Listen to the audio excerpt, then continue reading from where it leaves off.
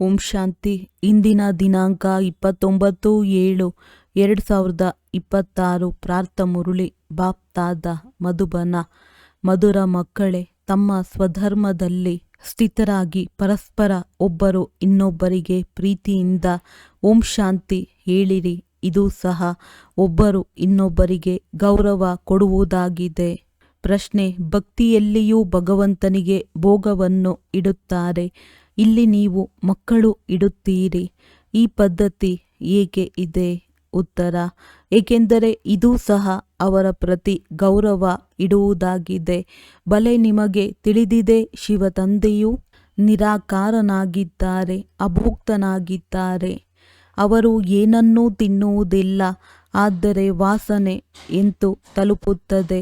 ಸರ್ವರ ಸದ್ಗತಿದಾತ ಪತಿತ ಪಾವನ ತಂದೆಯಾಗಿದ್ದಾರೆ.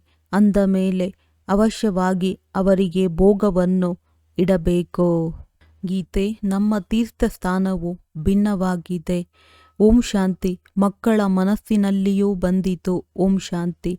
ಹೇಗೆ ಯಾರಿಗಾದರೂ ನಮಸ್ತೆ ಎಂದು ಹೇಳಿದಾಗ ಅವರೂ ಸಹ ನಮಸ್ತೆ ಎಂದು ಹೇಳುತ್ತಾರೆ. ಇಲ್ಲಿ ಓಂ ಶಾಂತಿ ಎಂದು ತಂದೆಯು ಹೇಳಿದರು. ಆಗ ಎಲ್ಲ ಮಕ್ಕಳು ಜೊತೆಗೆ ಇವರ ಸಹಿತ ಬ್ರಹ್ಮನ ಆತ್ಮ ಎಲ್ಲರ ಹೃದಯದಿಂದ ಬರುವುದು ಓಂ ಶಾಂತಿ. ಅರ್ಥಾತ್ ನಾವಾತ್ಮರು ಶಾಂತ ಸ್ವರೂಪರಾಗಿದ್ದೇವೆ. ತಂದೆಗೆ ಪ್ರತ್ಯುತ್ತರ ನೀಡಬೇಕಲ್ಲವೇ? ಓಂ ಶಾಂತಿ ಎಂದು ಹೇಳುವುದು ರಿಟರ್ನ್ ಕೊಡುವುದಾಗಿದೆ. ಮತ್ಯಾರು ಅರ್ಥಸಹಿತವಾಗಿ ಈ ರೀತಿ ಹೇಳಲು ಸಾಧ್ಯವಿಲ್ಲ. ತಂದೆ ಜ್ಞಾನ ಸೂರ್ಯನೂ ಸಹ ಓಂ ಶಾಂತಿ ಎಂದು ಹೇಳುತ್ತಾರೆ. ಜ್ಞಾನಚಂದ್ರನೂ ಓಂ ಶಾಂತಿ ಎಂದು ಹೇಳುತ್ತಾರೆ. ಜ್ಞಾನ ನಕ್ಷತ್ರಗಳೂ ಸಹ ಓಂ ಶಾಂತಿ ಎಂದು ಹೇಳುತ್ತೀರಿ. ನಕ್ಷತ್ರಗಳಲ್ಲಿ ಎಲ್ಲರೂ ಬಂದು ಬಿಟ್ಟರು. ಈಗ ನೀವು ಮಕ್ಕಳಿಗೆ ತಮ್ಮ ಸ್ವಧರ್ಮದ ಬಗ್ಗೆ ಅರಿವಾಗಿದೆ. ನಾವಾತ್ಮರು ಶಾಂತ ಸ್ವರೂಪರು ಮತ್ತು ಶಾಂತಿಧಾಮದ ನಿವಾಸಿಗಳಾಗಿದ್ದೇವೆ. ಇಲ್ಲಿ ನಿಮಗೆ ನಿಶ್ಚಯವಾಗಿದೆ. ನೀವು ಬಹಳ ಚೆನ್ನಾಗಿ ಆತ್ಮವನ್ನು ಅರಿತುಕೊಂಡಿದ್ದೀರಿ. ಮಹಾನ್ ಆತ್ಮ, ಪಾಪಾತ್ಮ ಎಂದು ಹೇಳಲಾಗುತ್ತದೆ. ಆತ್ಮವೇ ಒಂದು ಶರೀರವನ್ನು ಬಿಟ್ಟು ಇನ್ನೊಂದನ್ನು ತೆಗೆದುಕೊಳ್ಳುತ್ತದೆ. ಆದರೆ ಯಾರಿಗೂ ಆತ್ಮದ ಯಥಾರ್ಥ ಪರಿಚಯವಿಲ್ಲ. ನಾವಾತ್ಮರು ಬಹಳ ಸೂಕ್ಷ್ಮವಾಗಿದ್ದೇವೆ. 84 ಜನ್ಮಗಳ ಪಾತ್ರವನ್ನು ಅಭಿನಯಿಸುತ್ತೇವೆ. ಇದು ನಿಮಗೂ ತಿಳಿದಿರಲಿಲ್ಲ, ಮತ್ಯಾರಿಗೂ ತಿಳಿದಿಲ್ಲ. ಈಗ ನೀವು ಮಕ್ಕಳು ಸನ್ಮುಖದಲ್ಲಿ ಕುಳಿತಿದ್ದೀರಿ. ತಂದೆಯನ್ನು ತಮ್ಮವರನ್ನಾಗಿ ಮಾಡಿಕೊಳ್ಳುತ್ತೀರಿ. ಮಕ್ಕಳು ತಂದೆಯಿಂದ ಆಸ್ತಿಯನ್ನು ಪಡೆಯುವುದಕ್ಕಾಗಿಯೇ ತಮ್ಮವರನ್ನಾಗಿ ಮಾಡಿಕೊಳ್ಳುತ್ತೀರಿ. ನೀವು ಮಕ್ಕಳಿಗೆ ತಿಳಿದಿದೆ, ನಾವಾತ್ಮರ ಬೇಹದ್ದಿನ ತಂದೆಯು ಈ ಬ್ರಹ್ಮರವರ ತನುವಿನಲ್ಲಿ ಬಂದಿದ್ದಾರೆ. ಬ್ರಹ್ಮನ ತನುವಿನಲ್ಲಿ ಬಂದು ಆದಿ ಸನಾತನ ದೇವಿ ದೇವತಾ ಧರ್ಮದ ಸ್ಥಾಪನೆ ಮಾಡುತ್ತಾರೆ. ಕಲ್ಪದ ಮೊದಲು ಸಹ ಆದಿ ಸನಾತನ ದೇವಿ ದೇವತಾ ಧರ್ಮ ಅರ್ಥಾತ್ ಸೂರ್ಯವಂಶಿ ರಾಜಧಾನಿಯು ಸ್ಥಾಪನೆಯಾಗಿದೆ. ಈ ಸ್ಥಾಪನಾ ಕಾರ್ಯವನ್ನು ಕಲ್ಪವೂ ತಂದೆಯೇ ಮಾಡುತ್ತಾರೆ. ಅವರಿಗೆ ಭಗವಂತನೆಂದು ಹೇಳಲಾಗುತ್ತದೆ. ಭಗವಂತ ತಂದೆಯಿಂದ ಎಲ್ಲರೂ ಬೇಡುತ್ತಾರೆ, ನಮ್ಮ ದುಃಖವನ್ನು ದೂರ ಮಾಡಿ ಸುಖ ಕೊಡಿ ಎಂದು. ಯಾವಾಗ ಸುಖವು ಪ್ರಾಪ್ತಿಯಾಗುತ್ತದೆಯೋ ಆಗ ಬೇಡುವ ಅವಶ್ಯಕತೆ ಇರುವುದಿಲ್ಲ. ಇಲ್ಲಿಯೇ ಬೇಡುತ್ತಾರೆ. ಏಕೆಂದರೆ ಇಲ್ಲಿ ದುಃಖವಿದೆ. ಅಲ್ಲಿ ಏನನ್ನೂ ಬೇಡುವ ಅವಶ್ಯಕತೆ ಇರುವುದಿಲ್ಲ. ಏಕೆಂದರೆ ತಂದೆಯು ಎಲ್ಲವನ್ನೂ ಕೊಟ್ಟು ಹೋಗುತ್ತಾರೆ. ಆದ್ದರಿಂದ ಸತ್ಯಯುಗದಲ್ಲಿ ಯಾರೂ ಸಹ ತಂದೆಯನ್ನು ನೆನಪು ಮಾಡುವುದಿಲ್ಲ. ತಂದೆಯು ತಿಳಿಸುತ್ತಾರೆ, ಮಕ್ಕಳನ್ನು ನಾನು ಸುಖಧಾಮದ ಮಾಲೀಕರನ್ನಾಗಿ ಮಾಡುತ್ತೇನೆ. ನೀವು ಮಕ್ಕಳು ತಿಳಿದುಕೊಳ್ಳುತ್ತೀರಿ, ಈ ತಂದೆಯಿಂದ ನಾವು ಪುನಃ ಸುಖಧಾಮದ ಆಸ್ತಿಯನ್ನು ಪಡೆಯುತ್ತಿದ್ದೇವೆ. ಬೇಹದ್ದಿನ ತಂದೆಯಿಂದ ಬೇಹದ್ದಿನ ಸುಖ ಪಡೆಯುತ್ತೇವೆ. ಭಕ್ತಿ ಮಾರ್ಗವು ಹೇಗೆ ನಡೆಯುತ್ತದೆ? ಮನುಷ್ಯ ಸೃಷ್ಟಿರೂಪಿ ವೃಕ್ಷದ ಉತ್ಪತ್ತಿ, ಪಾಲನೆ ಮತ್ತು ವಿನಾಶವು ಹೇಗಾಗುತ್ತದೆ ಮತ್ತು ಡ್ರಾಮಾದ ಆದಿ ಮಧ್ಯ ಅಂತ್ಯವೇನೆಂಬುದನ್ನು ನಿಮಗೆ ತಿಳಿಸಲಾಗುತ್ತದೆ. ಇದು ಸಾಕಾರಿ ಪ್ರಪಂಚ, ಇದು ನಿರಾಕಾರಿ ಪ್ರಪಂಚವಾಗಿದೆ. ಮಕ್ಕಳಿಗೆ ತಿಳಿದಿದೆ, ನಾವು ಅರ್ಧಕಲ್ಪ ಭಕ್ತಿ ಮಾಡಿದೆವು. ಈಗ ಕಲಿಯುಗದ ಅಂತ್ಯವಾಗಿದೆ. ಸಂಗಮದಲ್ಲಿಯೇ ಆಸ್ತಿಯು ಸಿಗುತ್ತದೆ. ಇದನ್ನು ಮಕ್ಕಳು ಚೆನ್ನಾಗಿ ತಿಳಿದುಕೊಳ್ಳಬೇಕು. ನಾವೀಗ ಸಂಗಮದಲ್ಲಿದ್ದೇವೆ ಎಂಬುದನ್ನು ನೀವು ಮಕ್ಕಳೇ ತಿಳಿದುಕೊಳ್ಳುತ್ತೀರಿ. ಮತ್ಯಾರಿಗೂ ನೀವು ಪರಿಚಯ ಕೊಡುವವರೆಗೆ ಅರ್ಥವಾಗುವುದಿಲ್ಲ. ಅವಶ್ಯವಾಗಿ ಸಂಗಮ ಯುಗವು ಬರುತ್ತದೆ. ಆಗಲೇ ಹಳೆಯ ಪ್ರಪಂಚವು ಬದಲಾಗಿ ಹೊಸದಾಗುತ್ತದೆ. ಇದು ಹಳೆಯ ಪ್ರಪಂಚವಾಗಿದೆ. ಇದಕ್ಕೆ ಕಲಿಯುಗವೆಂದು ಹೇಳಲಾಗುತ್ತದೆ. ಇದನ್ನು ಸಹ ನೀವು ತಿಳಿದುಕೊಂಡಿದ್ದೀರಿ. ಮೊಟ್ಟ ಮೊದಲು ಇಡೀ ಪ್ರಪಂಚದಲ್ಲಿ ಒಂದೇ ಧರ್ಮವಿರುತ್ತದೆ. ಹೊಸ ಪ್ರಪಂಚದಲ್ಲಿ ಕೇವಲ ಭಾರತ ಖಂಡವೇ ಇರುತ್ತದೆ. ಕಡಿಮೆ ಜನಸಂಖ್ಯೆ ಇರುತ್ತದೆ. ಹೊಸ ಪ್ರಪಂಚಕ್ಕೆ ಸ್ವರ್ಗವೆಂದು ಹೇಳಲಾಗುತ್ತದೆ. ಇದರಿಂದಲೇ ಹೊಸ ಪ್ರಪಂಚದಲ್ಲಿ ಹೊಸ ಭಾರತವಿತ್ತು. ಈಗ ಹಳೆಯ ಪ್ರಪಂಚದಿಂದ ಹಳೆಯ ಭಾರತವಾಗುವುದು ಎಂಬುದು ಸಿದ್ಧವಾಗುತ್ತದೆ. ಹೊಸ ಪ್ರಪಂಚ ಹೊಸ ಭಾರತವಾಗಲಿ, ಹೊಸ ದೆಹಲಿಯಾಗಲಿ ಎಂದು ಗಾಂಧೀಜಿಯೂ ಸಹ ಹೇಳುತ್ತಿದ್ದರು. ಈಗ ಹೊಸ ಭಾರತವಾಗಲಿ, ಹೊಸ ದೆಹಲಿಯಾಗಲಿ ಇಲ್ಲ. ನವ ಭಾರತದಲ್ಲಿ ಈ ಲಕ್ಷ್ಮೀನಾರಾಯಣರ ರಾಜ್ಯವಿತ್ತು. ಈಗ ಅದೇ ಭಾರತದಲ್ಲಿ ರಾವಣ ರಾಜ್ಯವಿದೆ. ಇದನ್ನು ಬರೆಯಬೇಕು. ಹೊಸ ಪ್ರಪಂಚ ಹೊಸ ದೆಹಲಿಯು ಇಂತಹ ಸಮಯದಿಂದ ಈ ಸಮಯದವರೆಗೆ ಇವರ ರಾಜ್ಯವಿತ್ತು ಎಂದು ಯಾರು ಹೊಸ ಪ್ರಪಂಚವನ್ನು ಸ್ಥಾಪನೆ ಮಾಡುವವರಿದ್ದಾರೆಯೋ ಅವರೇ ಇದನ್ನು ತಿಳಿಸಬಲ್ಲರು. ಬ್ರಹ್ಮರವರ ಮೂಲಕ ಹೊಸ ಪ್ರಪಂಚ ಸ್ವರ್ಗವನ್ನು ಸ್ಥಾಪನೆ ಮಾಡುತ್ತಾರೆ. ಆ ಸ್ವರ್ಗದ ಆಸ್ತಿಯನ್ನು ಪಡೆಯುವುದಕ್ಕಾಗಿ ನೀವು ಬರುತ್ತೀರಿ. ತಂದೆಯು ನಿಮಗೆ ಯುಕ್ತಿಯನ್ನು ತಿಳಿಸುತ್ತಾರೆ ಅಥವಾ ಪುರುಷಾರ್ಥ ಮಾಡಿಸುತ್ತಾರೆ.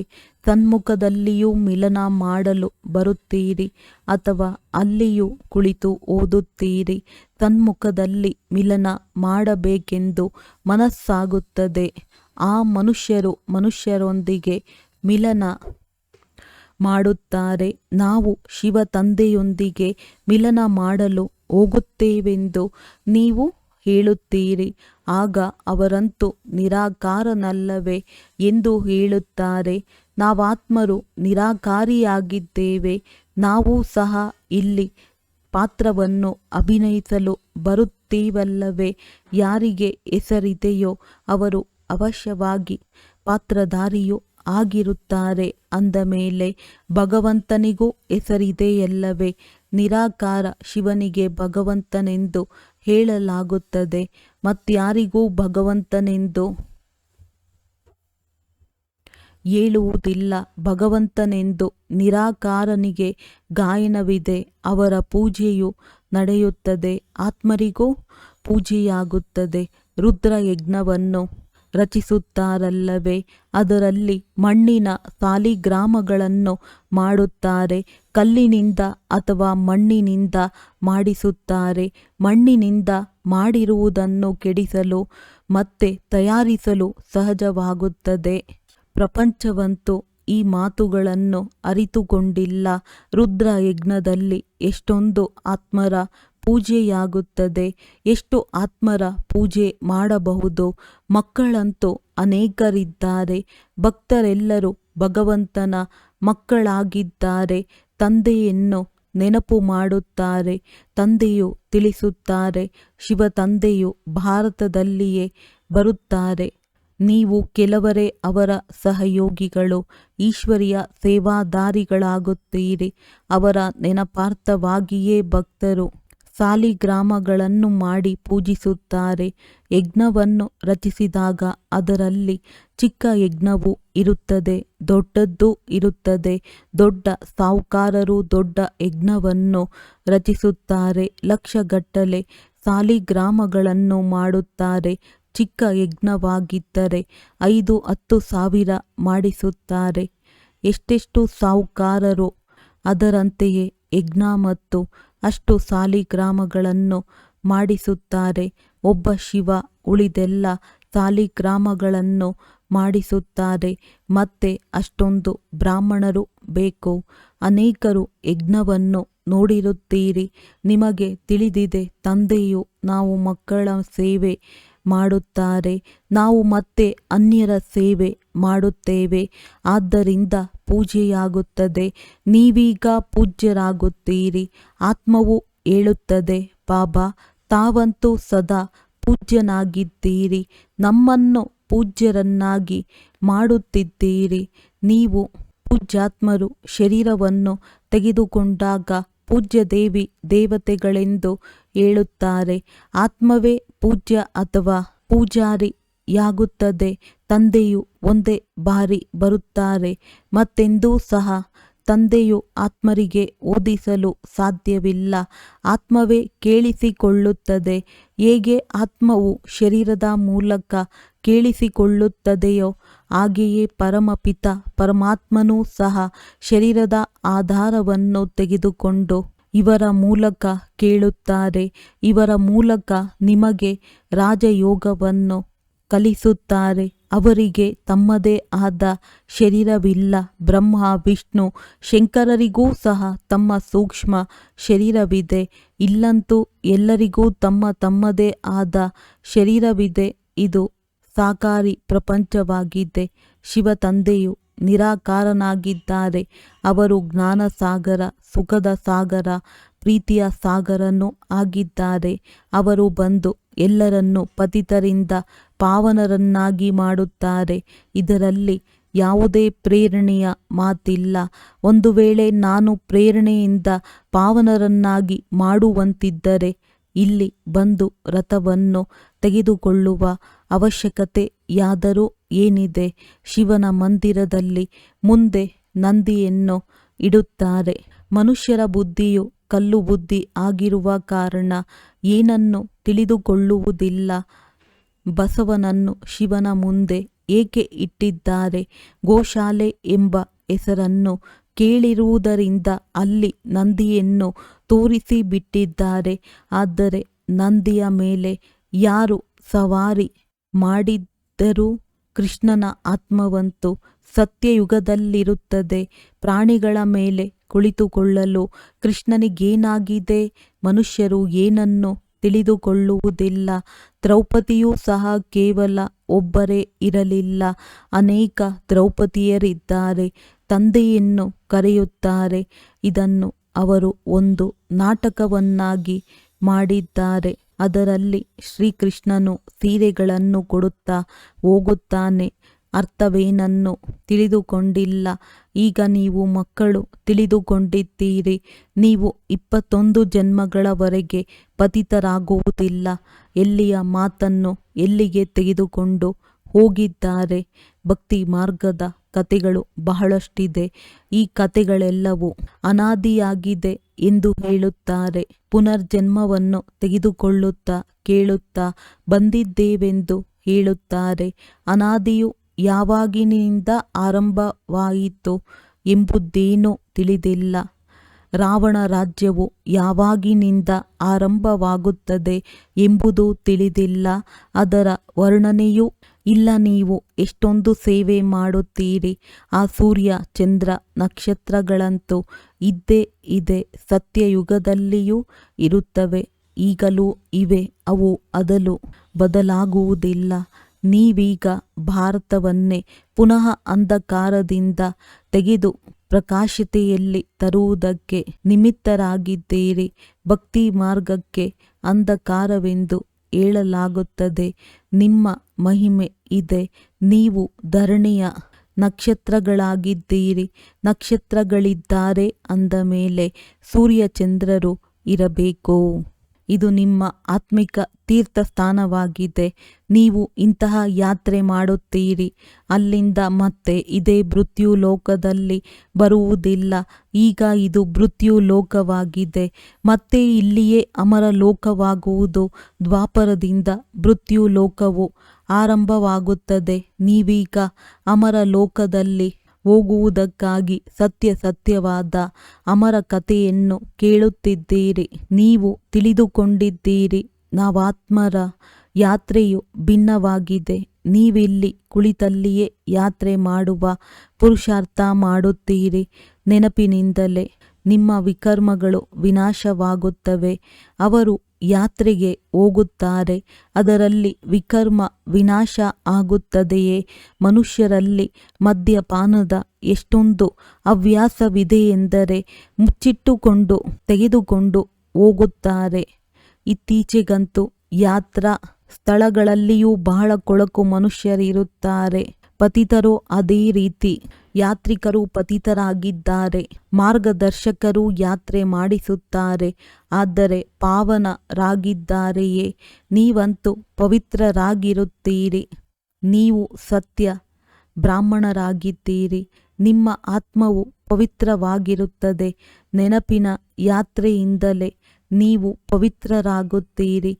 ಈಗ ಸತೋಪ್ರಧಾನರಾಗಬೇಕಾಗಿದೆ. ತಂದೆಯು ಪದೇ ಪದೇ ಮಧುರ ಮಕ್ಕಳೇ ಎಂದು ಬರೆಯುತ್ತಾರೆ. ಇದನ್ನು ಶಿವತಂದೆಯು ಆತ್ಮರಿಗೆ ಬರೆಯುವರು. ನನ್ನನ್ನು ನೆನಪು ಮಾಡಿದರೆ ನೀವು ತಮೋಪ್ರಧಾನರಿಂದ ಸತೋಪ್ರಧಾನರಾಗಿ ಸತೋಪ್ರಧಾನ ಪ್ರಪಂಚದ ಮಾಲೀಕರಾಗುತ್ತೀರಿ. ಇದೊಂದೇ ಮುಖ್ಯವಾದ ಆಜ್ಞೆಯಾಗಿದೆ. ಎಷ್ಟು ಸಹಜವೂ ಆಗಿದೆ. ನೆನಪಿನಿಂದಲೇ ವಿಕರ್ಮಗಳು ವಿನಾಶವಾಗುತ್ತವೆ. ನೆನಪು ಮಾಡದಿದ್ದರೆ ವಿಕರ್ಮ ವಿನಾಶವಾಗುವುದಿಲ್ಲ. ಮತ್ತೆ ಶಿಕ್ಷೆಯನ್ನು ಅನುಭವಿಸುತ್ತೀರಿ. ತಂದೆಯು ಹೇಳುತ್ತಾರೆ, ನೀವು ಎಲ್ಲಿ ಹೋದರೂ ಸಹ ಸಂಪಾದನೆ ಮಾಡಬಲ್ಲಿರಿ. ತಿನ್ನಿರಿ, ಕುಡಿಯಿರಿ, ಏನಾದರೂ ಮಾಡಿ ಕೇವಲ ತಂದೆಯನ್ನು ನೆನಪು ಮಾಡಿರಿ. ನಿಮ್ಮದ್ದು ಸಂಪಾದನೆಯಾಗಿದೆ. ಮಕ್ಕಳಿಗಾಗಿ ಇನ್ನೂ ಸಹಜವಾಗಿದೆ. ಇದರಲ್ಲಿ ಯಾವುದೇ ಗಮನ ಇತ್ಯಾದಿಗಳ ಮಾತಿಲ್ಲ. ಶ್ರೀನಾಥ ಮಂದಿರದಲ್ಲಿ ಶ್ರೀನಾಥನ ನೆನಪಿನಲ್ಲಿ ಕುಳಿತುಕೊಳ್ಳುತ್ತಾರೆ. ಭೋಗವನ್ನು ಇಡುತ್ತಾರೆ. ಅದು ಕಲ್ಲಿನ ಮೂರ್ತಿಯೇ ಅಲ್ಲವೇ? ಭೋಗವನ್ನು ಯಾರಿಗೆ ಇಡಬೇಕೋ ಅಧಿಕಾರಿಯಂತೂ ಶಿವತಂದೆಯೊಬ್ಬರೇ ಆಗಿದ್ದಾರೆ. ಅವರೇ ಸರ್ವರ ಸದ್ಗತಿದಾತ, ಪತಿತ ಪಾವನನಾಗಿದ್ದಾರೆ. ತಂದೆಯು ಹೇಳುತ್ತಾರೆ, ನಾನಂತೂ ಸ್ವೀಕಾರ ಮಾಡುವುದಿಲ್ಲ. ನೀವು ನನ್ನ ಮೇಲೆ ನೀರು ಹಾಲನ್ನು ಎರೆಯುತ್ತೀರಿ. ಈ ಭೋಗವನ್ನು ಇಡುತ್ತೀರಿ. ಏಕೆ? ನಾನಂತೂ ನಿರಾಕಾರ ಅಭೋಕ್ತನಾಗಿದ್ದೇನೆ. ನನಗೇನು ಪೂಜೆ ಮಾಡುತ್ತೀರಿ? ನನ್ನ ಮುಂದೆ ಭೋಗವನ್ನು ಇಡುತ್ತಾರೆ. ಆದರೆ ಭಕ್ತರು ಭೋಗವನ್ನಿಟ್ಟರು ಮತ್ತೆ ಅವರೇ ಹಂಚಿ ತಿಂದರು. ನೀವು ತಿಳಿದುಕೊಂಡಿದ್ದೀರಿ, ಶಿವತಂದೆಗೆ ಭೋಗವನ್ನಂತೂ ಅವಶ್ಯವಾಗಿ ಇಡಬೇಕು. ಮತ್ತೆ ನೀವೇ ಹಂಚಿ ತಿನ್ನುತ್ತೀರಿ. ಆದರೆ ಇದು ಗೌರವ ಕೊಡುವುದಾಗಿದೆ. ನಾವು ಶಿವತಂದೆಗೆ ಭೋಗವನ್ನು ಇಡುತ್ತೇವೆ, ಏಕೆಂದರೆ ಇದು ಶಿವತಂದೆಯ ಭಂಡಾರವಾಗಿದೆಯಲ್ಲವೇ? ಯಾರ ಭಂಡಾರವಾಗಿದೆಯೋ ಅವರಿಗೆ ಭೋಗವನ್ನು ಅವಶ್ಯವಾಗಿ ಇಡಬೇಕಾಗಿದೆ. ಬಲೆ ನೀವು ಭೋಗವನ್ನಿಡುತ್ತೀರಿ. ನೀವು ಮಕ್ಕಳೇ ತಿನ್ನುತ್ತೀರಿ. ಈ ಬ್ರಹ್ಮರವರು ತಿನ್ನಬಹುದು, ನಾನು ತಿನ್ನುವುದಿಲ್ಲ. ಬಾಕಿ ಪರಿಮಳವಂತೂ ಬರುತ್ತದೆ ಎಲ್ಲವೇ? ಬಹಳ ಚೆನ್ನಾಗಿ ಭೋಗವನ್ನು ತಯಾರಿಸಿದ್ದಾರೆ. ಹೇಳುವುದಕ್ಕಾಗಿ ಕರ್ಮೇಂದ್ರಿಯಗಳಂತೂ ಇವೆಯಲ್ಲವೇ? ಈ ಬ್ರಹ್ಮರವರು ತಿನ್ನಬಹುದು. ಈ ಶರೀರವೂ ಇವರದ್ದಾಗಿದೆ. ನಾನು ಕೇವಲ ಇವರಲ್ಲಿ ಪ್ರವೇಶ ಮಾಡುತ್ತೇನೆ. ನೀವು ಮಕ್ಕಳನ್ನು ಪತಿತರಿಂದ ಪಾವನರನ್ನಾಗಿ ಮಾಡಲು ಕೇವಲ ಇವರ ಬಾಯಿಯನ್ನು ಉಪಯೋಗಿಸುತ್ತೇನೆ. ಗೋಮುಖವೆಂದು ಹೇಳುತ್ತಾರಲ್ಲವೇ? ಇವರು ಗೋವು ಆಗಿದ್ದಾರೆ. ನಿಮಗೆ ತಿಳಿದಿದೆ, ಇವರ ಮೂಲಕವೇ ನಿಮ್ಮನ್ನು ದತ್ತು ಮಾಡಿಕೊಳ್ಳಲಾಗುತ್ತದೆ. ಇವರು ಮಾತಾಪಿತಾ ಇಬ್ಬರೂ ಆಗಿದ್ದಾರೆ. ಆದರೆ ಮಾತೆಯರನ್ನು ಸಂಭಾಲನೆ ಮಾಡುವುದು ಯಾರು? ಆದ್ದರಿಂದ ಡ್ರಾಮಾ ಅನುಸಾರ ಸರಸ್ವತಿಯನ್ನು ನಿಮಿತ್ತ ಮಾಡಲಾಯಿತು. ತಾಯಿ ಗುರುವಿನ ಮಹಿಮೆಯೂ ಬೇಕಲ್ಲವೇ? ಗುರುವಂತೂ ಮೊದಲ ನಂಬರಿನಲ್ಲಿ ಇವರು ಪ್ರಸಿದ್ಧವಾಗಿದ್ದಾರೆ. ಗುರು ಬ್ರಹ್ಮ ಸರಿಯಾಗಿದೆ. ಎಂತಹ ತಂದೆಯೋ ಅಂತಹ ಮಕ್ಕಳು. ನೀವು ಬ್ರಾಹ್ಮಣರೂ ಸಹ ಸತ್ಯ ಗುರುಗಳಾಗುತ್ತೀರಿ. ಎಲ್ಲರಿಗೆ ಸ್ವರ್ಗದ ಸತ್ಯ ಮಾರ್ಗವನ್ನು ತಿಳಿಸುತ್ತೀರಿ. ಆತ್ಮವೇ ಬಾಯಿಯಿಂದ ಮಾರ್ಗವನ್ನು ತಿಳಿಸುತ್ತದೆ. ಮನ್ಮನಾಭವ, ಮಧ್ಯಾಜೀಭವ. ತಂದೆ ತಾಯಿ ಮಕ್ಕಳು ಎಲ್ಲರೂ ಅದೇ ಮಾರ್ಗವನ್ನು ತಿಳಿಸುತ್ತೀರಿ. ನೀವಿಲ್ಲಿ ಸನ್ಮುಖದಲ್ಲಿ ಕುಳಿತಿದ್ದೀರಿ. ಆದ್ದರಿಂದ ನೆನಪಿರುತ್ತದೆ. ಮತ್ತೆ ಮನೆಗೆ ಹೋಗುತ್ತೀರೆಂದರೆ ಅನೇಕ ಮಕ್ಕಳು ಮರೆತು ಹೋಗುತ್ತೀರಿ. ತಂದೆಯ ಬಳಿ ಬಂದಿದ್ದೇವೆಂದು ಇಲ್ಲಿ ಆನಂದವಾಗುತ್ತದೆ. ತಂದೆಯು ಹೇಳುತ್ತಾರೆ, ಮಕ್ಕಳೇ, ಸ್ವದರ್ಶನ ಚಕ್ರಧಾರಿಗಳಾಗಿ ಈ ಯುಕ್ತಿಯನ್ನು ತಿಳಿಸಿ ಮುಕ್ತಿಧಾಮ ತಂದೆಯನ್ನು ಮತ್ತು ಆಸ್ತಿಯನ್ನು ನೆನಪು ಮಾಡಿ. ಒಳ್ಳೆಯದು. ಮಧುರಾತಿ ಮಧುರ ಅಗಲಿ ಹೋಗಿ ಮರಳಿ ಸಿಕ್ಕಿರುವ ಮಕ್ಕಳ ಪ್ರತಿ ಮಾತ್ಪಿತಾ ಬಾಪ್ದಾದಾರವರ ನೆನಪು, ಪ್ರೀತಿ ಹಾಗೂ ಸುಪ್ರಭಾತ. ಆತ್ಮಿಕ ಮಕ್ಕಳಿಗೆ ಆತ್ಮಿಕ ತಂದೆಯ ನಮಸ್ತೆ. ಧಾರಣೆಗಾಗಿ ಮುಖ್ಯ ಸಾರ: ಪರಸ್ಪರ ಒಬ್ಬರು ಇನ್ನೊಬ್ಬರಿಗೆ ಹಾಗೂ ತಂದೆಗೆ ಯಥಾರ್ಥ ಗೌರವ ಕೊಡಬೇಕಾಗಿದೆ. ಬಲೆ ತಂದೆಯು ಅಭೋಕ್ತನಾಗಿದ್ದಾರೆ. ಆದರೆ ಯಾರ ಭಂಡಾರದಿಂದ ಪಾಲನೆಯಾಗುತ್ತಿದೆಯೋ ಅವರಿಗೆ ಅವಶ್ಯವಾಗಿ ಮೊದಲು ಸ್ವೀಕಾರ ಮಾಡಿಸಬೇಕಾಗಿದೆ. ಪೂಜ್ಯನೀಯರಾಗಲು ಈಶ್ವರನ ಸೇವಾದಾರಿಗಳಾಗಬೇಕಾಗಿದೆ. ತಂದೆಯ ಜೊತೆ ಸೇವೆಯಲ್ಲಿ ಸಹಯೋಗಿಗಳಾಗಬೇಕು. ಯಾವಾಗ ಆತ್ಮ ಮತ್ತು ಶರೀರ ಎರಡು ಪಾವನವಾಗುವುದೋ ಆಗ ಪೂಜೆಯಾಗುವುದು. ವರದಾನ: ತಮ್ಮ ಬಗ್ಗೆ ಅಥವಾ ಸರ್ವ ಆತ್ಮರ ಬಗ್ಗೆ ಲಾಫುಲ್ ನಿಯಮಬದ್ಧ ಆಗುವಂತಹ ಲಾ ಮೇಕರ್, ನಿಯಮ ರೂಪಿಸುವ ನ್ಯೂ ವರ್ಲ್ಡ್ ಮೇಕರ್, ಹೊಸ ಪ್ರಪಂಚದ ನಿರ್ಮಾತ ಭವ. ಯಾರು ಸ್ವಯಂನ ಬಗ್ಗೆ ನಿಯಮಬದ್ಧವಾಗಿ ಇರುತ್ತಾರೆಯೋ ಅವರೇ ಅನ್ಯರ ಬಗ್ಗೆಯೂ ನಿಯಮಬದ್ಧರಾಗಲು ಸಾಧ್ಯವಾಗುವುದು. ಯಾರು ತನ್ನ ನಿಯಮಗಳನ್ನೇ ಮುರಿಯುತ್ತಾರೆಯೋ ಅವರು ಅನ್ಯರ ಮೇಲೆ ನಿಯಮವನ್ನು ಚಲಾಯಿಸಲು ಸಾಧ್ಯವಿಲ್ಲ. ಆದ್ದರಿಂದ ತಮ್ಮನ್ನು ತಾವು ನೋಡಿಕೊಳ್ಳಿರಿ. ಮುಂಜಾನೆಯಿಂದ ರಾತ್ರಿಯವರೆಗೂ ಮನಸ್ಸಿನ ಸಂಕಲ್ಪದಲ್ಲಿ, ವಾಣಿಯಲ್ಲಿ, ಕರ್ಮದಲ್ಲಿ, ಸಂಪರ್ಕ ಅಥವಾ ಒಬ್ಬರಿನ್ನೊಬ್ಬರಿಗೆ ಸಹಯೋಗ ಕೊಡುವುದರಲ್ಲಿ ಅಥವಾ ಸೇವೆಯಲ್ಲಿ ಎಲ್ಲಿಯೂ ನಿಯಮಗಳ ಉಲ್ಲಂಘನೆಯಂತೂ ಆಗುತ್ತಿಲ್ಲವೇ? ಯಾರು ನಿಯಮಗಳನ್ನು ರೂಪಿಸುವವರು ಆಗಿರುತ್ತಾರೆ ಅವರು ನಿಯಮಗಳ ಉಲ್ಲಂಘನೆ ಮಾಡುವವರಾಗಲು ಸಾಧ್ಯವಿಲ್ಲ. ಯಾರು ಈ ಸಮಯದಲ್ಲಿ ಲಾ ಮೇಕರ್ ಆಗುತ್ತಾರೆಯೋ ಅವರೇ ಪೀಸ್ ಮೇಕರ್, ಹೊಸ ಪ್ರಪಂಚದ ನಿರ್ಮಾತರಾಗುತ್ತಾರೆ. ಸ್ಲೋಗನ್: ಕರ್ಮವನ್ನು ಮಾಡುತ್ತಾ ಕರ್ಮದ ಒಳ್ಳೆಯ ಅಥವಾ ಕೆಟ್ಟದರ ಪ್ರಭಾವದಲ್ಲಿ ಬರದೆ ಇರುವುದೇ ಕರ್ಮಾತೀತ ಸ್ಥಿತಿ ಆಗಿದೆ. ಅವ್ಯಕ್ತ ಸೂಚನೆ: ಜ್ವಾಲಾ ಸ್ವರೂಪ ಸ್ಥಿತಿಯಲ್ಲಿರುತ್ತಾ ಶಕ್ತಿಶಾಲಿ ನೆನಪಿನ ಅನುಭವ ಮಾಡಿ. ಜ್ವಾಲಾ ಸ್ವರೂಪದ ನೆನಪಿಗಾಗಿ ಮನಸ್ಸು ಮತ್ತು ಬುದ್ಧಿ ಎರಡಕ್ಕೂ ಒಂದಂತೂ ಶಕ್ತಿಶಾಲಿ ಬ್ರೇಕ್ ಬೇಕು ಮತ್ತು ಬಾಗುವ ಶಕ್ತಿಯೂ ಬೇಕು. ಇದರಿಂದ ಬುದ್ಧಿಯ ಶಕ್ತಿ ಅಥವಾ ಯಾವುದೇ ಶಕ್ತಿ ವ್ಯರ್ಥವಾಗದೆ ಜಮಾವಾಗುತ್ತಾ ಹೋಗುತ್ತದೆ. ಎಷ್ಟು ಜಮಾವಾಗುತ್ತದೆ ಅಷ್ಟೇ ಪರಿಶೀಲಿಸುವ, ನಿರ್ಣಯ ಮಾಡುವ ಶಕ್ತಿ ಹೆಚ್ಚುತ್ತದೆ. ಅದಕ್ಕೆ ಈಗ ಸಂಕಲ್ಪಗಳ ಹಾಸಿಗೆ ಬಂದ್ ಮಾಡಿ, ಅರ್ಥಾತ್ ಸಂಕ್ಷಿಪ್ತಗೊಳಿಸುವ ಶಕ್ತಿ ಧಾರಣೆ ಮಾಡಿರಿ. ಒಳ್ಳೆಯದು. ಓಂ ಶಾಂತಿ.